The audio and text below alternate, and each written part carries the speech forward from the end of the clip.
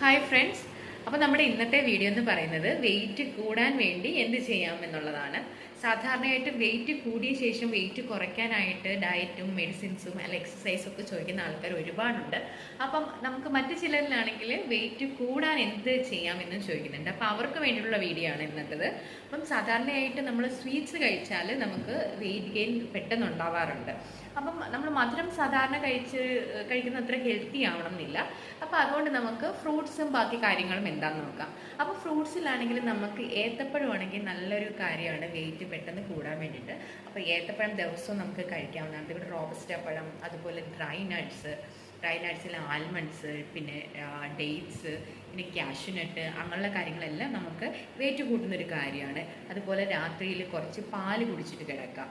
അപ്പോൾ അങ്ങനെ റെഗുലറായിട്ട് ചെയ്താൽ നമുക്ക് വെയിറ്റ് ഗെയിൻ ഉണ്ടാവും. അതുകൂടാതെ ഇതിൻ്റെ ഒരു കോമ്പിനേഷനായിട്ട് ഡ്രൈ നട്ട്സും അതുപോലെ ഏത്തപ്പഴമൊക്കെ ഇട്ടിട്ട് നമുക്ക് മിൽക്ക് ഷേക്ക് പോലെ ഉണ്ടാക്കി കുടിക്കാം. അത് ഓരോ ദിവസവും ചിലപ്പം ഒരു ദിവസം നമുക്ക് ബദാമാണെങ്കിൽ ഒരു ദിവസം നമുക്ക് കാഷ്യൂനട്ട്, അതല്ലെങ്കിൽ നമുക്ക് ഒരുമിച്ചിട്ട് ഡേറ്റ്സ്, ഡ്രൈ നട്ട്സും ഡേറ്റ്സും എല്ലാം ഇട്ടിട്ട് നമുക്ക് മിൽക്ക് ഷേക്ക് അടിച്ച് നമുക്ക് ദിവസവും കുടിക്കാവുന്നതാണ്. അപ്പോൾ ഇതൊക്കെ കഴിച്ച് കഴിഞ്ഞാൽ നമുക്ക് പെട്ടെന്നൊരു വെയിറ്റ് ഗെയിൻ ഉണ്ടാവും കേട്ടോ. താങ്ക്